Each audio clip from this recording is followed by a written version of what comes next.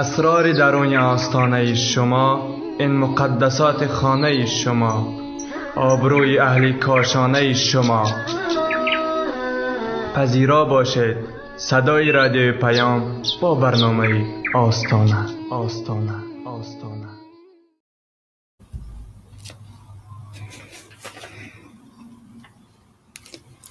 بسم الله الرحمن الرحیم. السلام علیکم و رحمت الله و برکاته.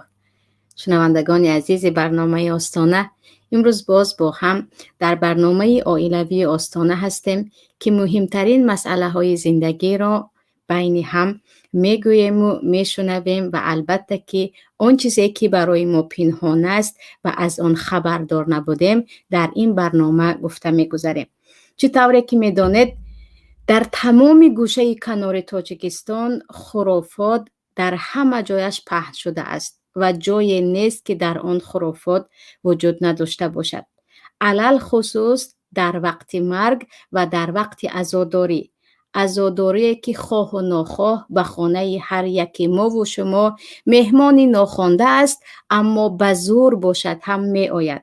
ما انتظارش هستیم، نیستیم، میخواهیم، نمیخواهیم، کار داریم یا چیزی دیگر، یک روز مرگ از پنجره و یا در و یا از جای دیگر ناگهان به خانه ما می آید و صد افسوس که مایان اون چیزی که برای مردن نفع می آورد و آن کسی که از دنیا رفت چی کارها برای او کنیم و پیامبر صلی الله علیه و سلم چی کارها را فرموده بودند آن را نیو به خرافات های دست می زنیم که به جای فایده آوردن هم خود را گناهکار می کنیم هم میت را ملامت.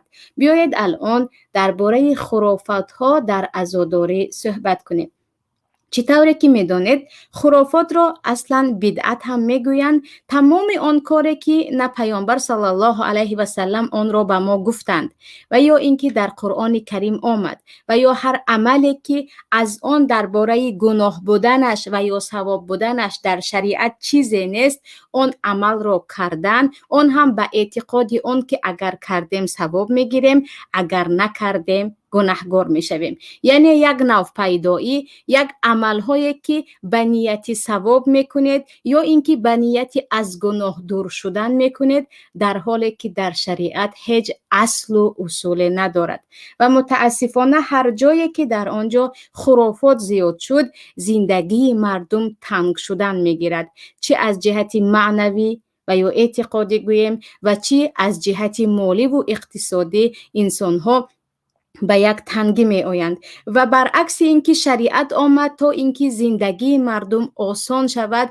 و مردم در یک زندگی خوشبختانه و آسوده حالی زندگی کنند، خرافات می آید تا اینکه حلال ها را برای مردم حرام کند و تا اینکه آن چیزی که نیست بافته شود و مردم را مجبور کرده شود که انا همین کار را کنید وگرنه گناهکار می شوید، که متاسفانه در ما خیلی زیاد هستند. در توی خانه امان، در عزاخانه امان، در عیدهای امان، حتی در شب قدر و در رمضان و در ذبح حیوان و در تولد کودک، در همه جا، حتی در ماهها، در روزها، در ساعتها خرافات وجود دارند که همین روز آن را نباید کنی، همان ساعت نباید این را کنی و همین گونه خیلی زیاد رفتن میگیرد.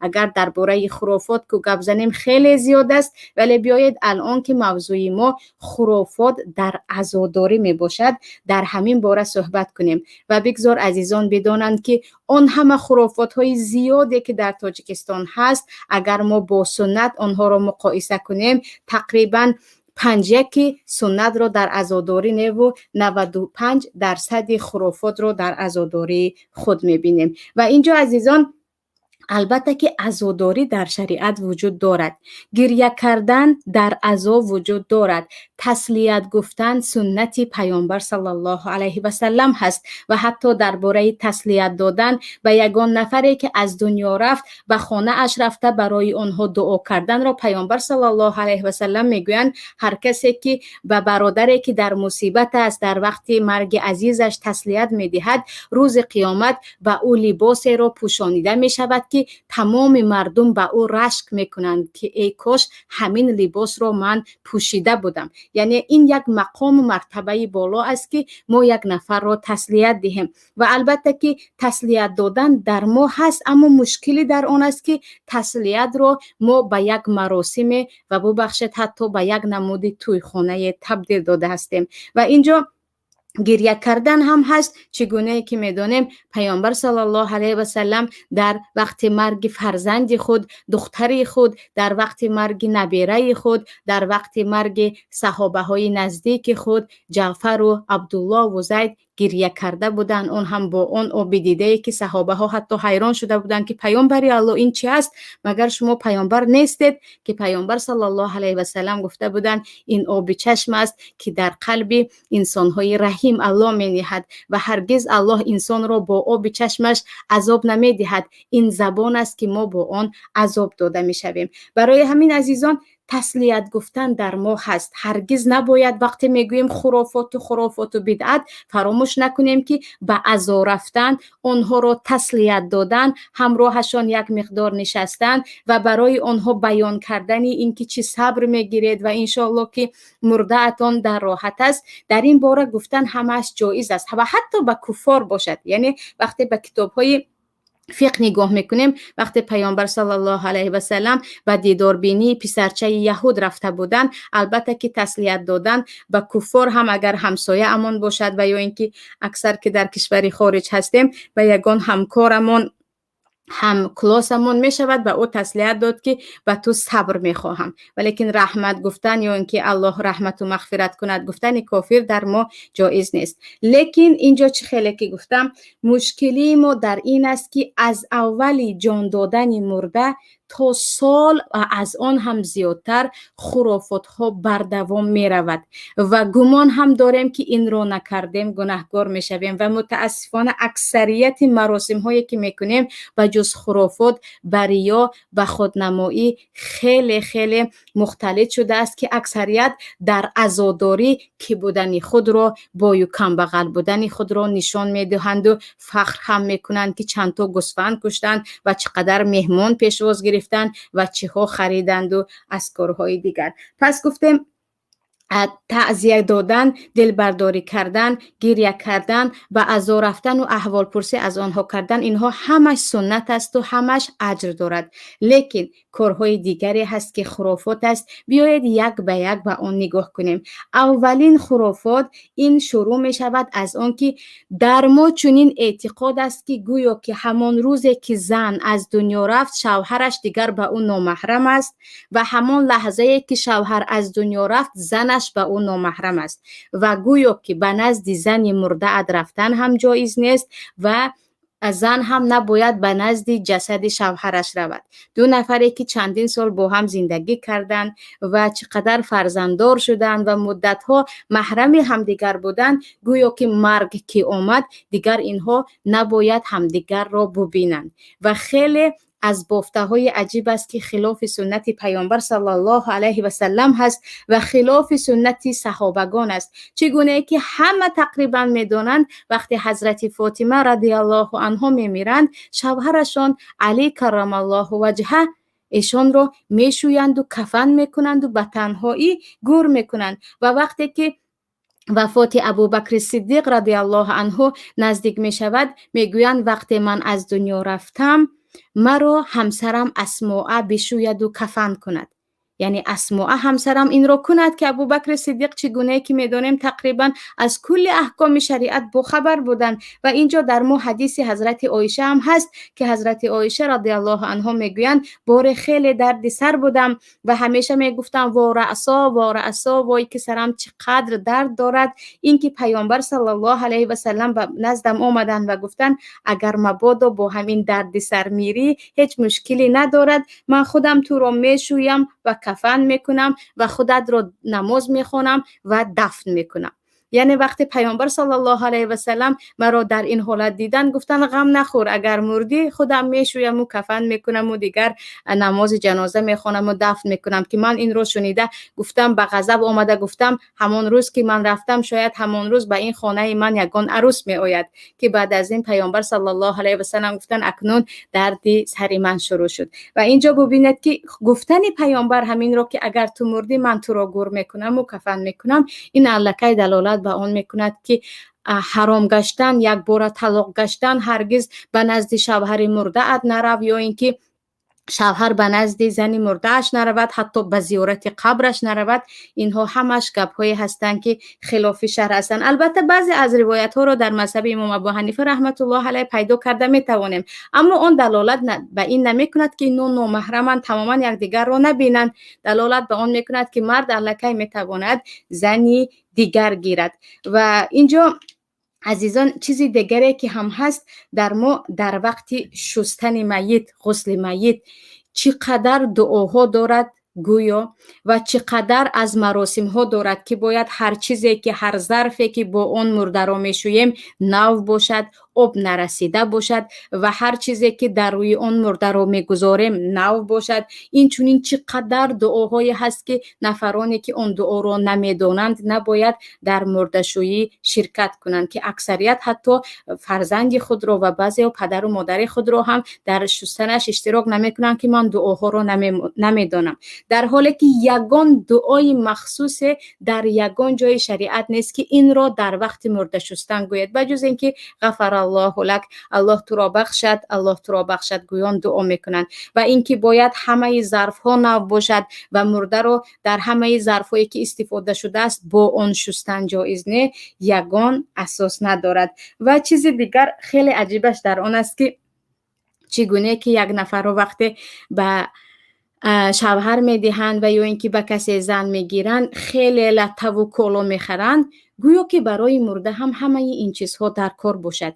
یک جیز کلان، لطف پارچه های زیاد، اگر مرد باشد جامه و چیزهای دیگر، اگر زن باشد باز از حتی قماش های قیمت بها میگیرند و بالای تابوت میمونند. و ببخشید یک ریاکاری محض، یک چیزی که عموما در شریعت وجود ندارد. مرده بیچاره الان چی میکشد فقط خودش میداند. الکی وی به عالم غیب رفت، به عالم برزخ رفت، او را انتظار سوال و جواب قبر است، او را انتظار است عملهایی که انجام داده بود، او را انتظار است جنت و یا دوزخ، یا خود دیگر الکی قیامت او فرا رسید. ما باشیم به جای دعا کردن، به جای در حق مرده یگان عمل خیری رو کرده فرستادن، در فکر آن هستیم که بالای تابوت مرده رو با کدام چیز زینت دهیم. و حتی نفرانی هستند که میگویند من گلیم نو خریده بودم، قالین نو خریده بودم، یا اینکه چقدر چیزهای نو خریده بودم، در حالی که یگان تای این برای مرده هیچ یک فایده نمیرساند. یک کفنش هست، اون هم برای مرد 3 پارچه، برای زن 5 پارچه، دیگر با همین میپیچانند، میبرند، گور میکنند. بقیهش او و عمل صالحش و دعای ما و هر عملی که کردیم و ثوابش را به مرده بخشیدیم. برای همین اینجا مشکلی خیلی زیادی ما در آن است که لطف و پاچه و این گونه ببخشید مد نشاندهی رو حتی در بالای تابوت هم به مردم نشان میدهیم. و یکی از گویم خرافات های از حد گذشته دهشت دیگری ما در آن است که خودی عزا یا خود جایی که از آنجا مرده برآمد، مردم در آنجا گویا با قلبی خونشار هستند. بعضی ها میگویند از دهانم خون میریزد، اما دسترخوان‌های تویانه. و خیلی که گفتم نفران ثروتمند ثروت خود را در دسترخوان ماتم نشان میدهند. نفرانی کم بغل باشد ما هم کم نشویم گویان، حتی خیلی زیاد قرضدار هم میشوند، در حالی که در نزد کل علماء شریعت حتی یک تاشان 100% خوراک خوردن در خانه که عزا هست و در آنجا دسترخوان تیار کردن و به مردم خوراک پخته دادن مکروه است و به آن خوراک نه انسان باید نزدیکی کند، نه اینکه در دسترخوانی که گویا که دسترخوان ماتم است و ثواب او به مرده میرسد اشتراک کند. برای آنکه ثواب چیزی است که در سنت هست و پیامبر کنید گفتم و ما آن را بخشیدیم. اما اینکه پیامبر صلی الله علیه و سلم برعکس گفته بودند که وقتی جعفر تیار شهید می شوند میگویند به خانه جعفر خوراک آماده کرده برید، اصنعوا لاهل جعفر طعاما فانه قد جاءهم ما یشغلهم. شما برای اهل عائله جعفر خوراک طعام آماده کرده برید، برای آنکه آنها با مصیبت خود مشغول هستند، چی میخورند و چی مینوشند نمیدانند. و حتی در مذهب امام ابو حنیفه رحمت الله علیه یک نفر برای خانه مرده باید یک شبانه روز خوراکش را پخته دهد، برای آنکه آنها نه روز و نه شب دیگر استراحت ندارند یا خود حالت برای طعام پخته خوردن ندارند. و حتی در بعضی از مذاهب مثلا امام مالک میگویند تا چند روزه که در خانه مرده مشکلی هست و آنها دیگر با غم آواره هستند، 4 روز و 5 روز باشد هم خوراک پخته برید، این سنت است و این ثواب است. برعکس این هر خوراکی که در آنجا می شود نباید در آن اشتراک کرد، فقط در یک حالت: اگر به خانه مرده از شهرهای دور از مکانهای دور مهمان آید و آنها که دیگر مهمان هستند اگر نخوردند نمی شود، برای آنها فقط برای حق مهمان رو دانستند و مهمان گرسنه نماندنش اهل خانواده برای احترام مهمان که فرض است خوراک میپزند. اما این کاری که در ما میکنند، علل خصوص در روز 4 با گوسفند کشتن، در روز اول جمعه اگر انسان خیلی شرایط خوب داشته باشد یا اینکه خیلی که میگویم ریاکاری رو خیلی دوست داشته باشد، روز جمعه گوسفند میکشد، روز عیدی دیگر، روز بعد از 1 ماه دیگر، پنجشنبه دیگر، دوشنبه هم داریم، پنجشنبه هم داریم. اگرچه میگویند نه تنظیم آمد، این خرافات ها از بین رفت، حکومت تنظیم کرد، نه عزیزان، این چیز وجود دارد و هر روز میبینید و خود همان تنظیمگرا این رو شروع کردگی هستند. اگر باشد هم مثلا تنظیم ما شاید یک مقداری کمش رو به نظام در آورد، اما در اصل این خرافات ها در جایش هست و نفرانی که عزادار هستند یک تا به یک تا خوشرو انجام داده ایستادند. پس اون دسترخوانی که آراسته می شود در عزاخانه های ما و در آن می خورند و می نوشند و بعد گریه می کنند، ببخشید مسخره بازیش در همین است که اول خیلی خوشرو همه شکمش رو سر می کند، سپس به گریه شروع می کنند. مگر این اهانت و بی‌حرمتی به خود مرده نیست؟ یعنی فکر کنید نفری که وفات کرد، الله که عالم برزخ از اون چیزی که ما تصور میکنیم به بارها مهمتر است و برای انسانهای گناهگار دهشتناکتر است. و جای اون که مرده خود رو فکر کنیم که با کدام عمل من به او اکنون کمک کنم، کدام دعا رو گویم، کدام صدقه کنم. اگر قرض داشته باشد که حتمی است که قرضهایش پرداخته شود، قرضهایش رو دهم که انسان مرده تا زمانی که قرضهایش پرداخت نمی شود او معلق می ماند، به جایی که باید رسد یا به بهشتی که باید داخل شود داخل شده نمی تواند و حتی برای شهید همه گناهایش بخشیده می شود به جز قرض. ما اینها رو یک کنار می گذاریم و از پای دسترخوان هستیم و اونجا هم نفرانی آبرودار اگر به ماتم آمدند، اگر برای تعزیه خواندن یگان نفری آبرودار آمد، مولای باشد یا حکومتدار باشد، برای او یک غذای مخصوص در داخل ماتمخانه میپزند.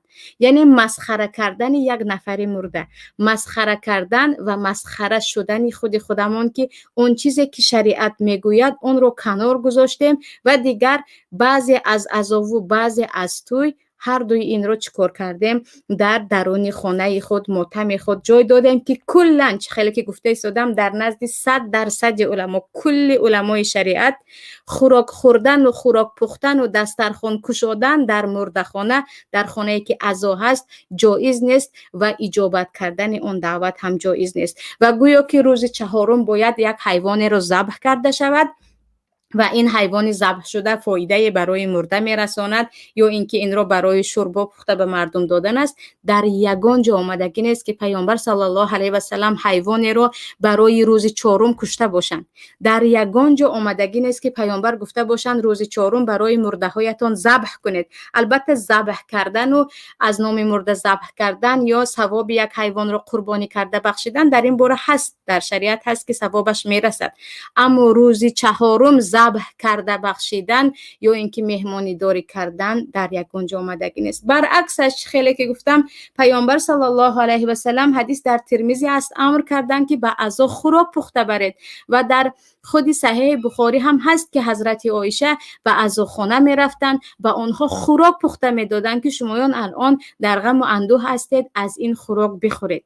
برعکس جای ما که عزیزان بعضی ها گویا خوراک پخته میبرند اما برابر خوراک پخته بردنشون تقریبا 4-5 ساعت در آنجا خوراک میخورند. یعنی اینه که خوراک رو داده دویده به خانه برگشته آیند و مدتی عزای ما هم خیلی عجیب است. یعنی یک نفر تا 1 سال با همین دسترخوان آواره است. 1 نفر برای 1 نفر که از دنیا رفت نه از احوال او میپرسند، نه از اینکه چگونه همه این مراسم ها رو گذرانیده ایستاده، نه این روز پنجشنبه است باید به خانهش مهمان شویم، روز دوشنبه است او باید به مردم خدایی دهد، با همین رفتن میگیرد. چگونه که گفتم در حالی که در یگان جای شریعت این چیز وجود ندارد. و اینجا می گذاریم به موضوع دیگر، به موضوع گریه کردن. چگونه که گفتم انسان را الله چنین آفریده است که غم‌های سخت خود را با گریه بیرون میکند. یعنی انسان‌هایی که آب دیده اشان نیست هیچ گریه کردن نمیتوانند، اکثریتشون به بیماری‌های قلب و دیگر گرفتار میشوند برای آنکه در داخل این غم و غصه ها رو هضم میکنند. اما گریه کردن برای مرده با آب دیده و با آب چشم جایز است. پیامبر صلی الله علیه و سلم گریه کرده بودند. در این باره یک چند حدیث در صحیح بخاری آمده است. گریه کردن به ابراهیم پسرشون، گریه کردن بالای زینب دخترشون، گریه کردن به نبیره اشون و گریه کردن به زید ابن حارثه و دیگه صحابه ها رضی الله عنهم اجمعین. لیکن مشکلی ما گریه کردن ما هم یک اکتیاری است. گویم ببخشید نمودهای گریه هست که در ما مخصوصا این رو به نزدیکی خواهره به من گفت که در جنوب مخصوصا زنهایی که گریه کننده هستند آنها رو به عزا می آورند تا که آنها گریه کنند و گریانند. یعنی برای عزا خوشرو شدن چگونه که برای توی خانه رو خوشرو کردن یگان سراینده و آوازخوان می آورند، به خود عزاخانه هم یگان خیلی خوشرو گریه کننده رو می آورند، به او پول می دهند و او گریه می کند. در حالی که این چیز رو حلال گفتن، یعنی چنین نمود گریه کردن رو حلال گفتن، حتی انسان رو از دین خارج می کند. و در این باره حدیث است که هر زنی که با گریه کردن در عزاخانه ها مشغول است، یعنی کسب او این است که با آواز بلندش و با گریه های ساخته اش عزاخانه ها رو علنگ گیراند.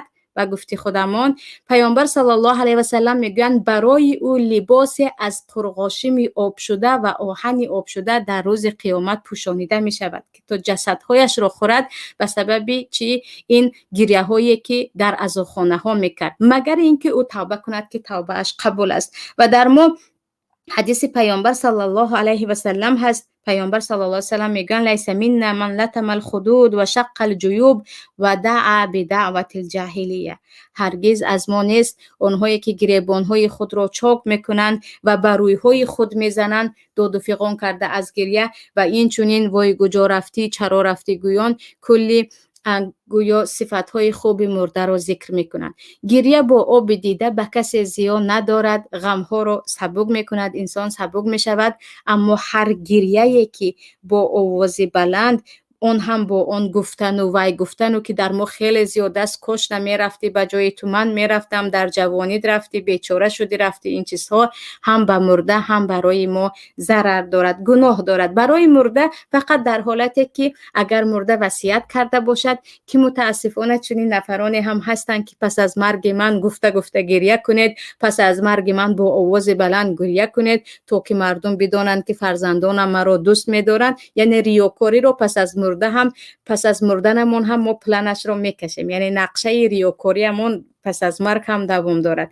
این گونه انسان ها به هر گریه‌ای که برایشون میشود عذاب میشوند و جوابش رو آنها هم میدهند برای اون که وصیت کرده بودند. اما عادی نفرانی که مرده خودش گفته بود که گریه نکنید، آواز بلند نکنید و گریه میکنند، البته فقط خودش رو ملامت میکند یا خویش و تبارش رو اگر نشنوندم که چرا برای من خودتان رو گناهکار میکنید. و انا همین گونه گریه ها، یعنی گریه هایی که با داد و فغان می شود، با زبان می شود، در شریعت حرام است و نباید چنین گریه شود.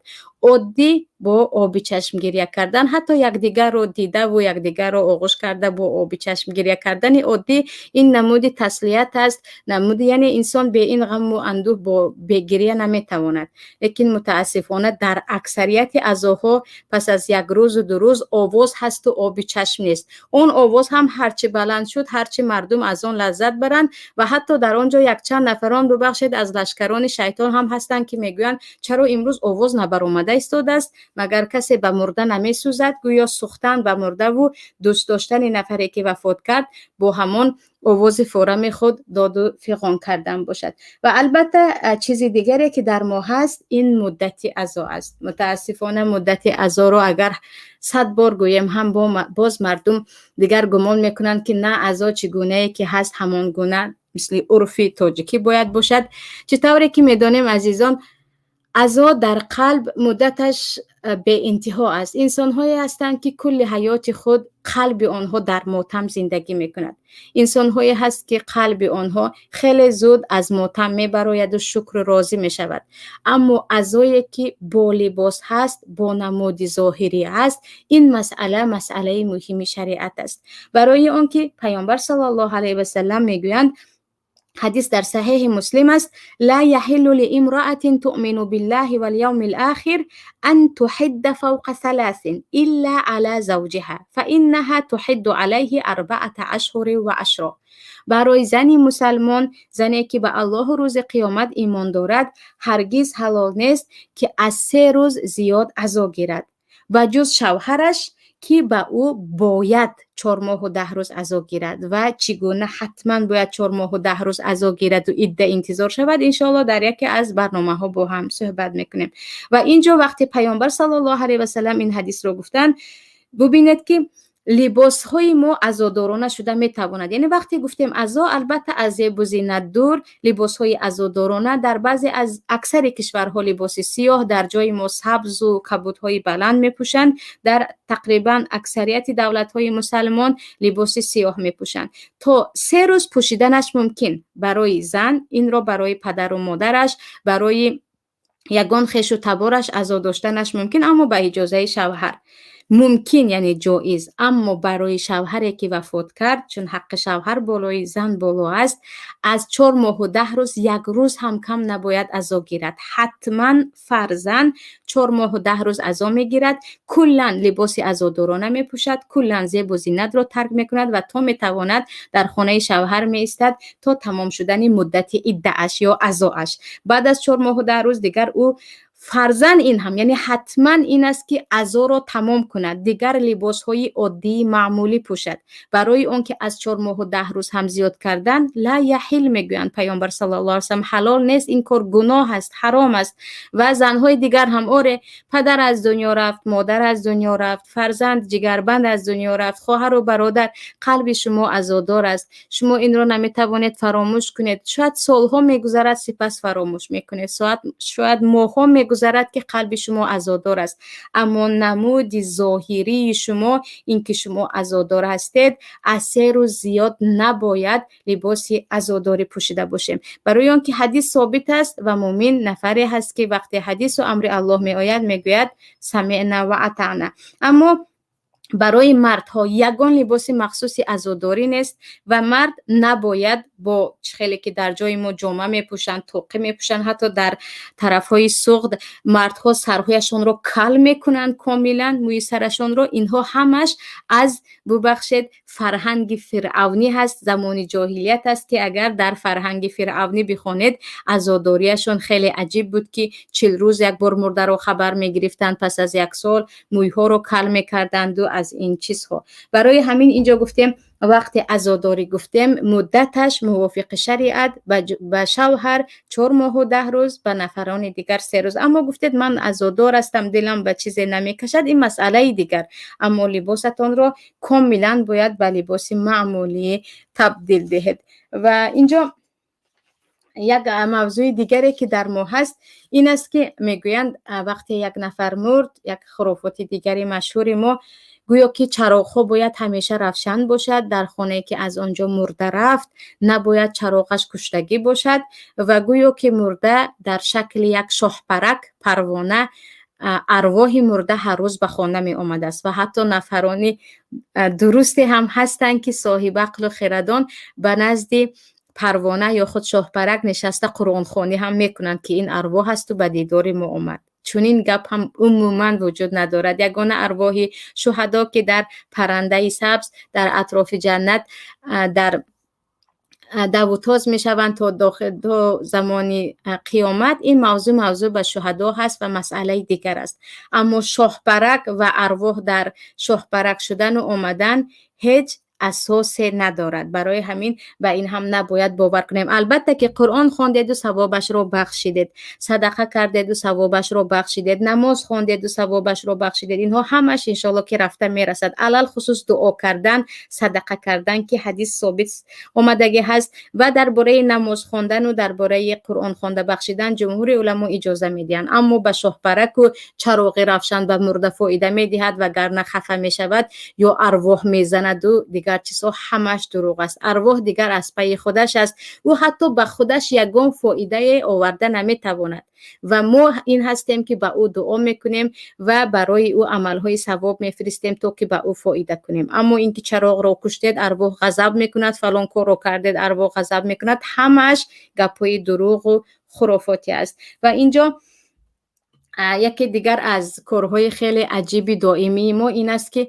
پس از مرده را گور کردن تقریبا تا 1 ماه یا بعضی حالتها 40 روز هر روزه به سر قبر مرده می روند. اون هم صبح بر وقت، یعنی انسان هایی که در حیاتشان در صبح برای نماز بامداد بیدار نمی شدن، کلی حیاتشان به نمازی کتی گذشت. وقتی یک نفر عزیزشان مرد دیگر طهارت میکنند و اون هم به خاطر نماز نه، اکثریتشون به خاطر سر قبر که گویا فرض است که به سر قبر به طهارت روید، دیگر طهارت کرده به سر قبر می روند. عزیزان، پس از مردن پیامبر صلی الله علیه و سلم اوره به زیارت قبر می رفتن. به زیارت قبر رفتن انسان رو، اگر انسان با تفکر و تدبر با یک دل زنده و بصیرت رود، سر قبر انسان رو چی بودن دنیا رو به انسان می آموزد و انسان یک باره می فهمد که این همه تلاشی که دارد، این همه جنگ و جدالی که دارد، این همه شب و روز حرکتی که دارد برای چیست؟ برای همین زیر خاک روزه رفتن است که آن هم بعد از این فقط عملمون به ما فایده میدهد.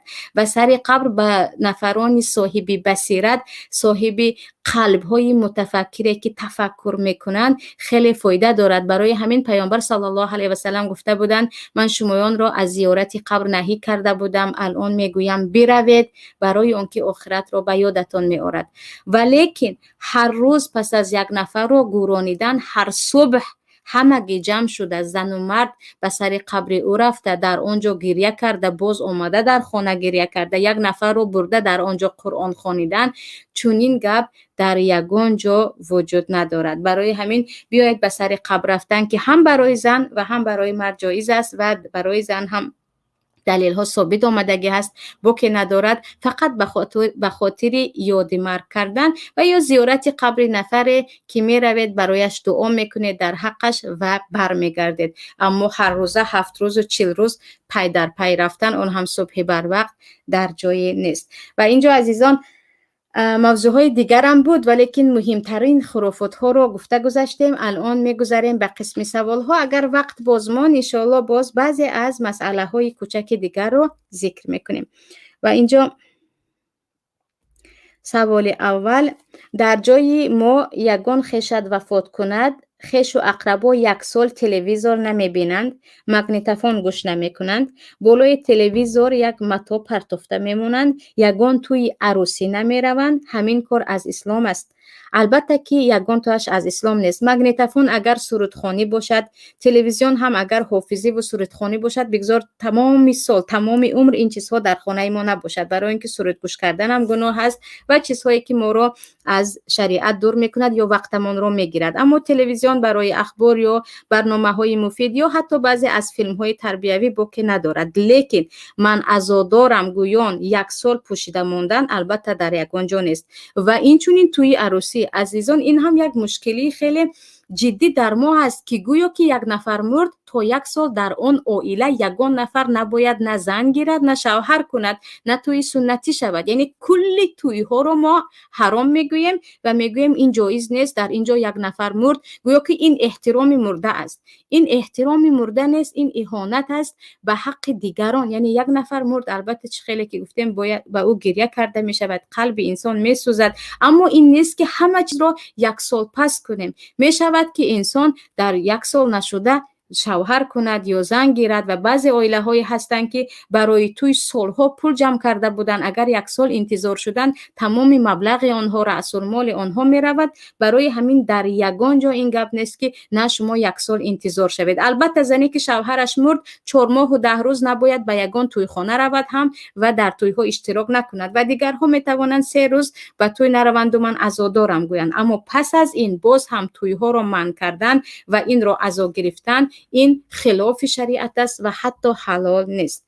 سوال دیگر: زنی که شوهرش مرده است باید 40 روز از خانه نبراید. میگویند زنی که شوهرش مرده است او 4 ماه و 10 روز عزا میگیرد، اون هم عزای خیلی شدید، یعنی شدیدترین عزا، عزایی که خیلی گویم بسیار چیزها رو حرام میکند. این عزای زنی شوهرش فوتیده است. یگان خیل زیب و زینت نمیکند، حتی سرمه و قلم های عادی، یگان خیل انگشتر و مجوهرات نمیکند و تا میتوان به کوچه نمیبراید 4 ماه و 10 روز. در وقت های ضرورت برای خریدن مثلا خوراک یا بیمارستان رفتن یا زیارت پدر و مادر میتواند برود، اما در خانه شوهرش 4 ماه و 10 روز ملازمت میکند، مگر اینکه یگان خطر آمد که در اینجا اگر زیست برایش خطر دارد، در اینجا میتواند به نزد پدر و مادرش رود. اما 4 ماه و 10 روز 40 روز نبود، 4 ماه و 10 روز عزای حتمی برای زن است.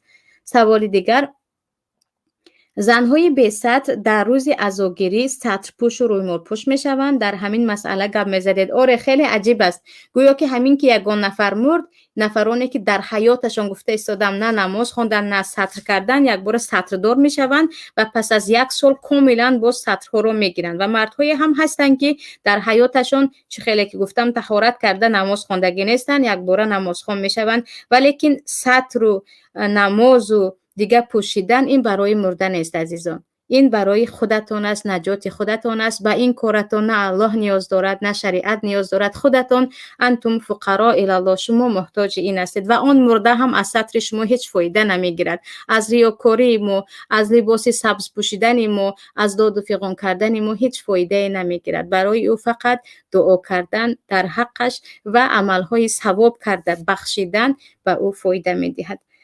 سوال دیگر: سالهای پیش در جایهای ما در عزاخانه هر روزه مال میکشتند، خیر و خدایی میکردند، حاضر تنظیم نمیماند. باز میگویند اسلام من کردگی هست. راست همین گپ. آره خیلی که گفتم ذبح کردن حیوان در عزاخانه، خواه در روز 1 و 2 و 3 و 4 باشد، خواه در روز عید باشد، در روز عید مخصوصی مرده ذبح کردن در یگان جا نیست. این یکی از عملهای خرافاتی یا میگیم بدعت است که نباید به خاطر عزا، حتی به خاطر مهمان ها باشد هم مال کشته شود. مال رو ما یا حیوان رو ذبح میکنیم در عید قربان، یا به خاطر مهمان ها در عروسی یا در وقتی عقیقه تولد کودک که سنت این است که 2 تا گوسفند برای پسرچه کشته شود، 1 تا برای دخترچه. لیکن مخصوصی عزا مال کشتن و ذبح کردن در یگان جا آمدگی نیست، نه در روز 4، نه در روز عید، نه 7 و نه سال. سوال دیگر: در رایون ما بعد مرده را گور کردن، خیش و تبارش زن و مرد همراه هر سحر بعد بامداد و بعد نماز عصر سر قبر رفته یک کمی گریه میکنند، بعد تلاوت قرآن کرده به ارواح مرده میبخشند و باز به خانه برمیگردند.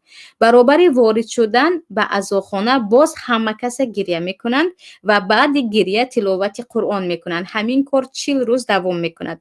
بعد روز 40 خدایی کرده همه خیش و تبار خانه به خانه خود میشوند. همین از روی قرآن است. خیلی خوب که یک چند چیزهای دیگر رو هم گفته در اینجا. عجیب است، در بعد از عصر هم میرفتند، بعد از بامداد هم، و عجیبش رو ببینید.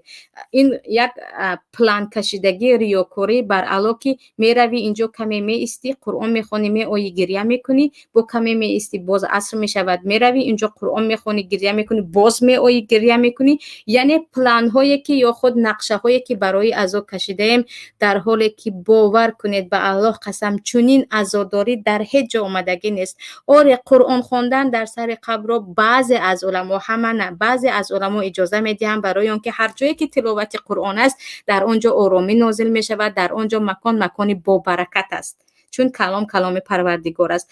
اما اون رو گریه کرده بعد قرآن خونده و مخصوص همه کس جمع شده رفته در آنجا قرآن خونده، باز همه کس خانه آمده قرآن خوندن در یگان جا نیست. اگر انسان میخواهد قرآن خونده بخشد، او میتواند در تنهایی خواند و بخشد. اما با این نمود عزایی که تو 40 روز گفتید خرافات محض است. در یگان جای نه قرآن، نه سنت، نه زندگی پیامبر صلی الله علیه و سلم وجود دارد. متاسفانه هم وقت خود را اسراف میکنیم، هم وقت مردم را، هم پول و مال مردم را، و باز هم دعوا داریم که گویا که برای مرده ما احترام مرده را بالا داشته ایستادیم، که این همه خرافات و نوآوری ها را کرده ایستادیم.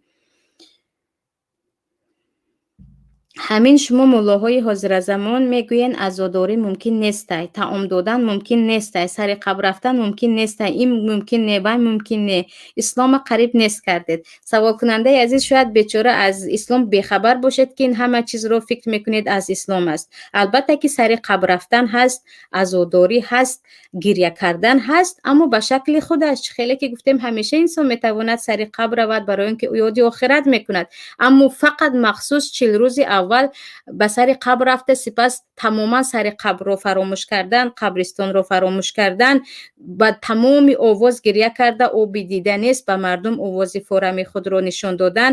و البته که خوراک پختن رو گفتیم که به این چیز نه من میگویم نه مولای دیگری میگوید، این رو پیامبر صلی الله علیه و سلم گفتند که این رو ما میرسونیم. و اسلام این نیست که من گویم یا شما گوید یا بابا و بیبی کسی دیگری گوید. اسلام آن چیزی است که در قرآن است، در کتاب‌های سنن هست، از بخاری و مسلم و ترمذی و ابو داوود نسائی اینها شروع کرده و ما آن را از آن میگیریم. یعنی هر یک چیز متخصصی خود را دارد و دین را هم پیامبر صلی الله علیه و سلم به ما رسانیدند و نفرانی هستند که برای این را فهمیدن سالها وقتی خود را بردن. نه اینکه یک نفر از خوابش بیدار شود من از بابام شنیدم این کار بوده است، این دین است، گوید و خرافات را دیگر آمیخته دین کند. سلفی ها میگویند که مرده رفت، تلاوت قرآن برای زنده ها است. قرآن خوان و عمل کن، به گوش مرده خواندن هیچ فایده ندارد. همین گپ درست است یا نه؟ اینجا من درباره طایفه مخصوصی صحبت کردن نمیخواهم، اما درباره قرآن را خوانده بخشیدن مسئله اختلافی است. علمای پیشتر، جمهور علما اجازه میدهند که قرآن را خوانید به مرده هم بخشید، ثوابش هم میرسد میگویند و دلیلشون قیاس کردن به دعا، قیاس کردن به صدقه، قیاس کردن به حج و اینها است. اما بعضی از علما، این چنین علمای معاصری مثلا عربستان سعودی از جمله ابن عثیمین و ابن باز، اینها میگویند چه خیلی که گفتید مرده دیگر از آن قرآن فایده نمیبیند، شما خوانید و عمل کنید، فایدهش برای شما است. برای مرده ها باشد آن چیزی که پیامبر کردن آن را کنید، یا پیامبر گفتند چی را؟ دعا کرده بخشیدن، در حقشان طلب مغفرت کردن و در حقشان صدقه کرده بخشیدن و اینها. سوال دیگر، بالای مزارهای شخصان معتبر یک شاخ را برده میمانند و هر کس به این قبر نظر کرده لطه سفید برده میبندد. این هم خرافات است، بخش زیاد این حتی شرک است. خرافات هم نمیگویم، شرک است، برای آنکه انسان‌ها آرزوهایشان را گفته یا بعضی بیمارها برای طلب شفا این را میکنند. و ما که هر روز مثلا در یک روز چند بار نماز میخوانیم، چند بار یک نعبد و یک نستعین میگوییم، از مرده طلب یگان شفاعت کردن و شفا کردن، اون هم از طریق قبرش و از شاخ، این شرک اکبر است. کجا رسد به خرافات. یک انسان زنده که برای شما یگان فایده میرسونه طلب کمک کرده میشود، مثل به من قرض ده، من بیمار هستم یعنی در معالجه به من کمک کن. اما نفری که مرده رفت چگونه که گفتیم مرده ها به من شما نیاز دارند، به دعای ما و صدقه هایی که کرده میبخشیم. و در نزد جمهور علما هر قرآنی که خوانده بخشیدید، نمازی که خوانده بخشیدید رفته میرسد، و جز بعضی از علما که میگویند نه فقط اون چیزی که پیامبر گفتن اون میرسد. اما این لطه سفید بستن و شاخ و اینها حتی شرک است که انسان رو نعوذ بالله از دین خارج میکند و انسان باید توبه کند. و ای کاش در همین باره بسیارتر خودمو بجز این که یک نفر گفت فکر میکردیم که اویا یک نفری که مرد و رفت دیگر او در زندگی ببخشد در عالم برزخ است چی فایده به ما می آورد و شاخ بالای قبر او در اینجا به ما چی سوده میکند. یعنی بصیرت و عقل حتما باید کار فرموده شود.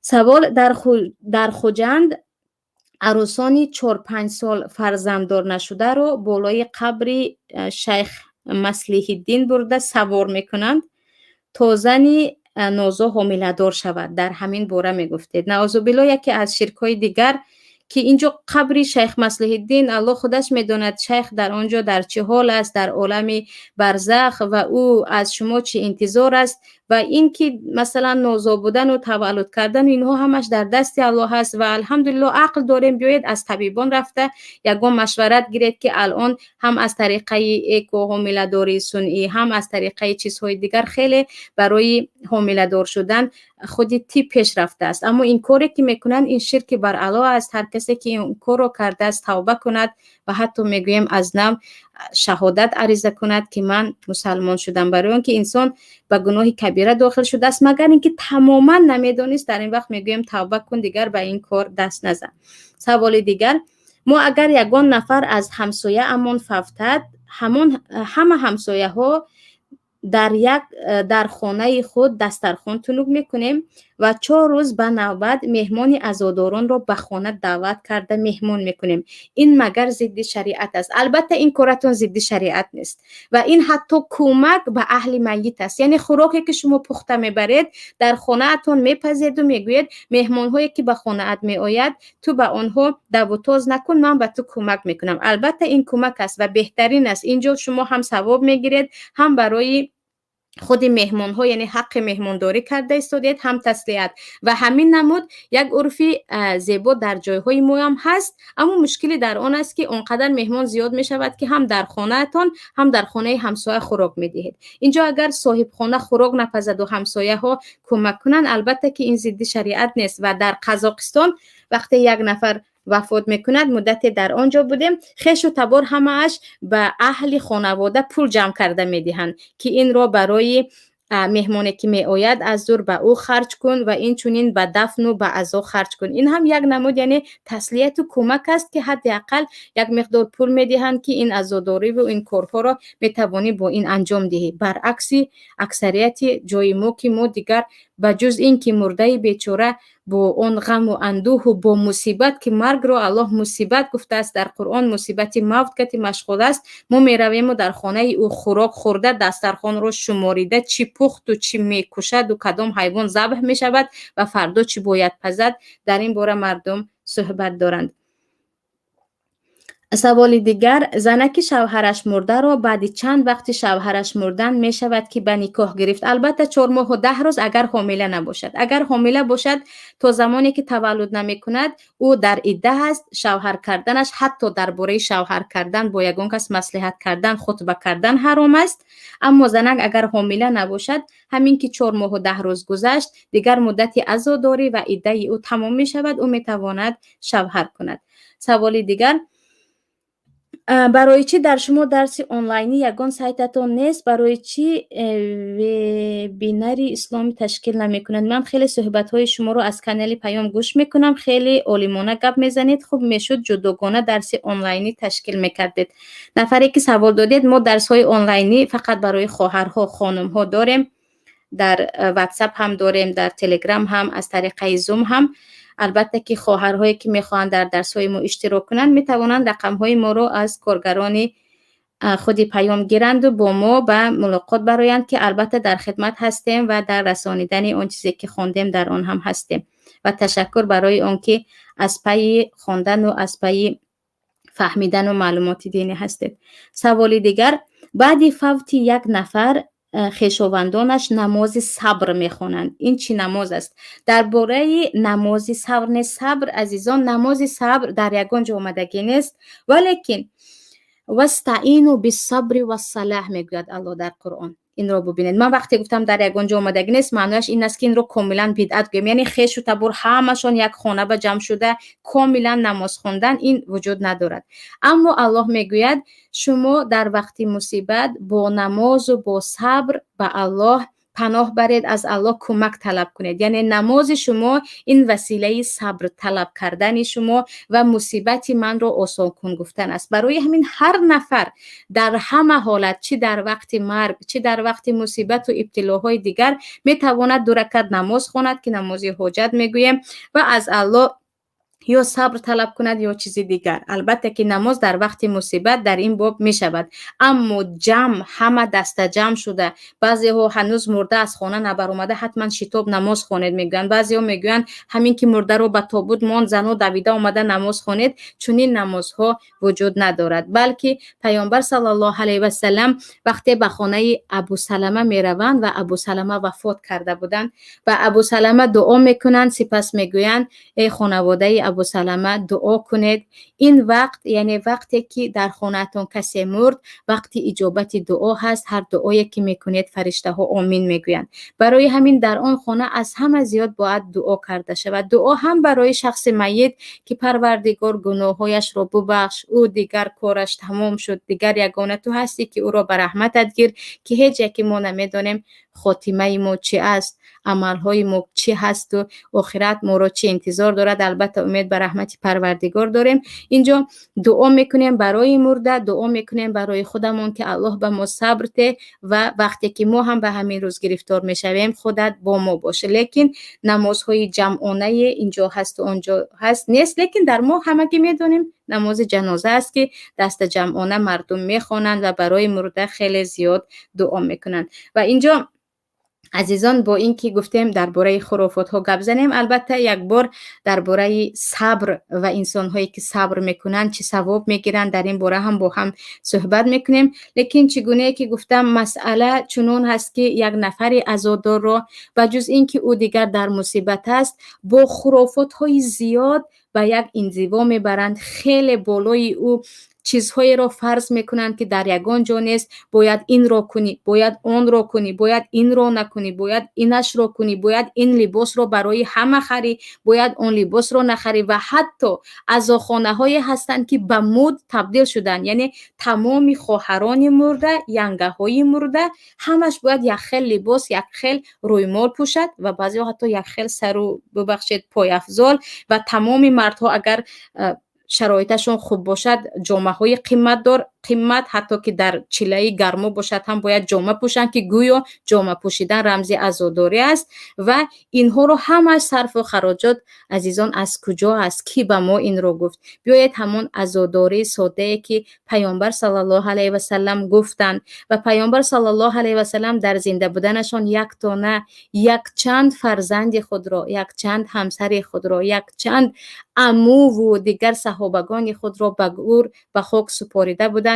این عملها را نکرده بودند، نگفته بودند. به جای این همیشه باید دعا کنیم در حق گذشته ها و اگر میخواهیم به نفر مرده فایده دهیم یک راه دیگرش هم هست که با خویش و تبار او معامله خوب میکنیم و آن نفرانی را که او مرده ما دوست می داشت با آنها مناسبت میکنیم و به آنها کمک میکنیم و البته که نگاه میکنیم که آیا قرض داشت یا نداشت که قرضهایش را دهیم تا اینکه معلق آویزان به قرضهای خود در نیمه راه نماند. این بود برنامه امروزه آستانه. با امید آن که شمایان همیشه با ما هستید و از برنامه های ما فایده میگیرید. اگر کم بودی شد حتما با خودمان در تماس هستید. یکایی که شما را به پروردگار یکتا میسپارم، بگذار هیچ مصیبت در خانواده شما رو نکوبد و هیچ یک غم و درد رو نبینید. همیشه همراه عائله خود، همراه عزیزان خود در آسودگی و در خرسندی باشید.